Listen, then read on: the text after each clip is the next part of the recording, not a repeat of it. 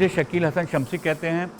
मैं हिंदुस्तान के सबसे बड़ा अखबार उर्दू का जो है उसका एडिटर हूँ। उर्दू जर्नलिज्म की तारीख जो है वो 19वीं सेंचुरी में ही शुरू हो गई थी।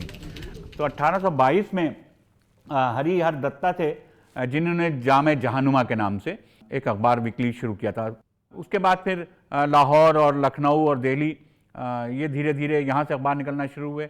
लाहौर से ज़मींदार 20वीं सदी में की इब्तिदा में एकदम निकलना शुरू हुआ और उर्दू का बहुत मकबूल अखबार था। उस ज़माने में सुना है मैंने कि 30,000 कॉपियाँ उसकी बिकती थी। तो 30,000 की आप सोचिए सर्कुलेशन हो किसी अखबार का उस ज़माने में, जबकि आपको पहुँचाने के लिए उसको दूर दूर तक ले जाने के लिए ना आज के नकलो हमल के ज़राए थे, ना गाड़ियाँ थी। वो सारे के सारे अखबार जो थे उनका रवैया जो था वो खबरें पहुँचाना नहीं था, उनका काम लोगों को बेदार करना था, लोगों के रुझान को किसी तरफ तब्दील करना था। पहले अल-हिलाल निकाला मौलाना आज़ाद मरहूम ने और उन्होंने पूरी हिंदुस्तानियों की जहन साजी का काम शुरू किया। और वो चाहते थे कि लोगों वतनियत के बारे में सोचें, अंग्रेज़ों के ख़िलाफ़ सोचें, आज़ादी के बारे में सोचें।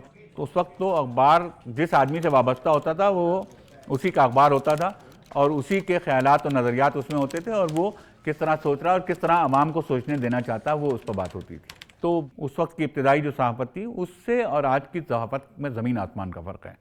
क्योंकि उस वक्त सहाफ़ी होने का मतलब ये था कि आप बहुत अच्छे अहले कलम, बहुत अच्छे साहिब कलम होना ज़रूरी था हर एडिटर के लिए।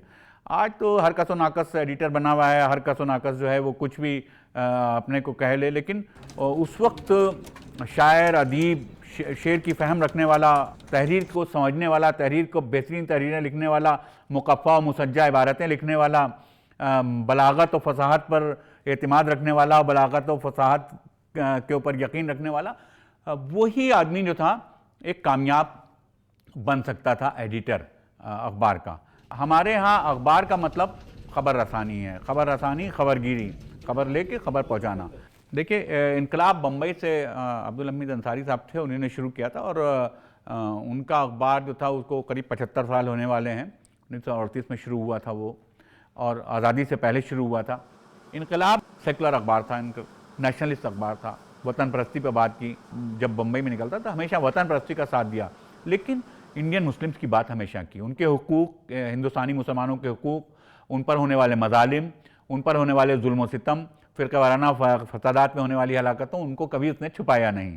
उनके बारे में राय लिखी एक हिंदुस्तानी अखबार की हैसियत से और उसी की वजह से वो अखबार मकबूल रहा। क्योंकि अखबार जब सरकार का माउथपीस बन जाता है, जब अखबार किसी हुकूमत की ज़बान बोलने लगता है, तो फिर लोग उसको ख़रीदते नहीं हैं, उसको उससे किनारा कशी इख्तियार कर लेते हैं। क्योंकि अखबार आदमी उसी को पढ़ता है जब उसको लगता है कि इसमें हमारा दर्द मौजूद है। वो जब यहाँ आया है तो यहाँ पर भी उस पॉलिसी को वैसा ही कि वैसा रखा गया।